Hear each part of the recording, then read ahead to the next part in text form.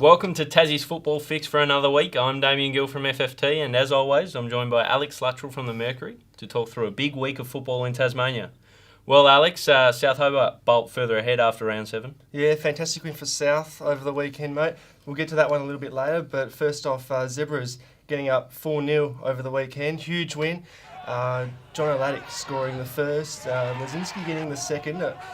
4-0 probably flattered the Zebras. 2 coming in the 93rd minute from Andy Clark, the substitute, and Alex Lazinski again. 4-0 winners, fantastic result. Yeah, another loss for Glenorchy, which isn't great, but they probably weren't as bad as 4-0 reflected. Yeah. But a big win for Zebras off the back of 2 disappointing losses, that's for sure. Definitely. In the next game of the round, Kingborough ground out a really tight 1-0 win over Devonport at KG5. Yeah, it was a bit of a scrappy affair at first. Obviously, Louis Vidal scoring the decisive goal from a header off a Jack Turner cross. Fantastic goal in the end, the decisive goal. But Devonport had a few chances early, but after that they sort of faded out from the game, and Kingborough were deserved winners as Devonport keeps struggling on the road, mate. They do seem to be struggling on the road, that's for sure. Brody Danny had a golden chance late with a volley, but the woodwork saved the Lions and they got to sing the song, which I'm sure they're happy about. That makes 2 in a row now for Kingborough, so they're purring along. In the next game of the round, Olympia and Rangers both squandered a chance to go outright second on the table. Yeah, mate. Finished 1-1. Obviously, Nick Moons getting on the scoreboard early with a free kick as Olympia looked to finally get one over the Rangers. Obviously, they've struggled in the past last season. They haven't beaten the Rangers in the Victory League, but Adam Edwards restored parity in the 68th with a wonder strike. So a point each, and obviously with South Hobart's result, it's pretty much a detrimental draw for both sides. Yeah, that result didn't help anyone but South Hobart. On to South Hobart, they stormed home over Launceston City, but it didn't start according to plan, Ludders. No, mate. 40 seconds in, Mark Christie rounded Kane Pearce and scored. I think everyone in the crowd was just as shocked as I was to see that one hit the back of the net. But Andy Brennan got up with a hat-trick either side of half-time. Connor Cass got his first goal for South Hobart. Darcy Hall as well got a brace on his second start for South Hobart this season as they ran out 6-2 winners. Yeah, they're looming large, South Hobart, that's for sure. On to the next round. We've got a few juicy matches coming up, Ludders. The first one is on Friday night. It's the second game of the Derby Cup, and it's Launceston City versus Northern Rangers at the NTCA. Yeah, mate. Obviously, last time these two teams met back in the first round, the opening round, Rangers were comfortable winners. I'm going to go for a comfortable win for the Rangers again, mate. They'll be too strong. Yeah, Lonnie City will look to break the Derby drought. They haven't actually beaten the Rangers at all in the Victory League. Unfortunately, I think that'll continue. Rangers will get back on the winners list. Yeah.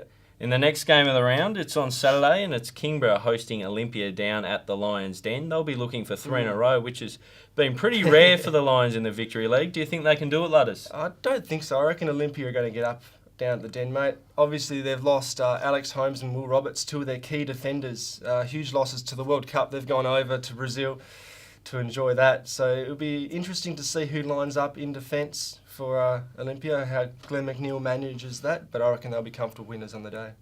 Yeah, I think Olympia are too good in that one, but not by too many. Kingborough always make it a tight scrap down at the Lions' Den, so I think it'll be a bit of a scrubby affair down there.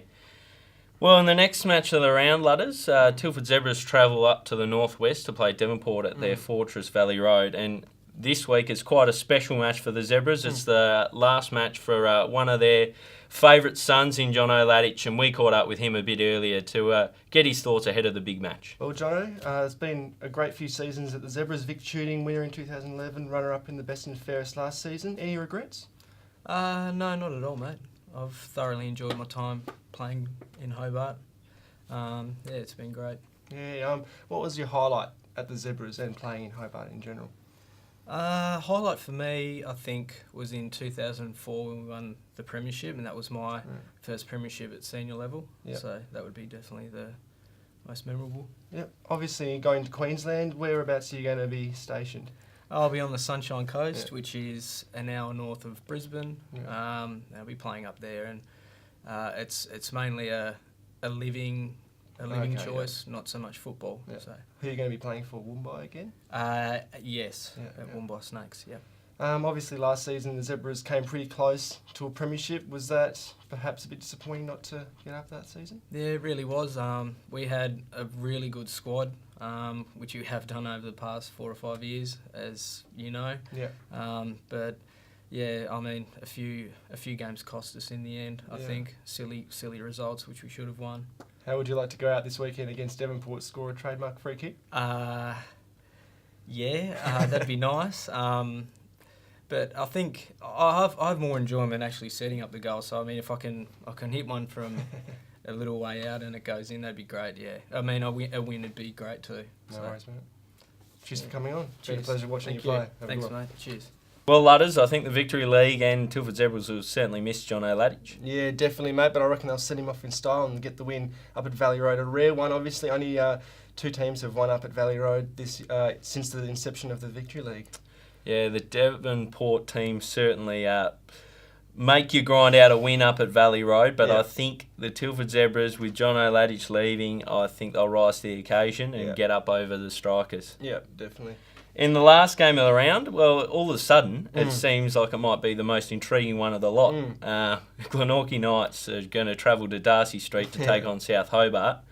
On paper, it doesn't seem that interesting, but Jaden Hay last night confirmed that he'll be going to South Hobart and will be playing his old team this week. Yeah, well, there's still a bit of speculation as to whether he'll play. Ken Morton has to move the squad around. Obviously, he can slot in at a fullback position, but aside from it all, it's going to be a huge match because it's going to be a bit of a grudge because of Jaden's movements, and I reckon South are going to get up and he will start the game. Well, he played for Glenorchy as closest last week, so it just seems pretty crazy that he could be playing against them this weekend.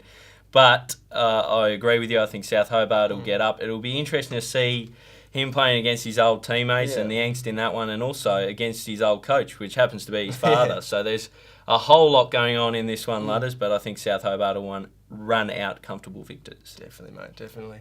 Well, that's all we've got time for today on Tassie's Football Fix. Join us again next week for another edition. Now we'll leave you with the best goals and saves from round 7 of the Victory League, proudly brought to you by Gems and Specsavers. Bye for now.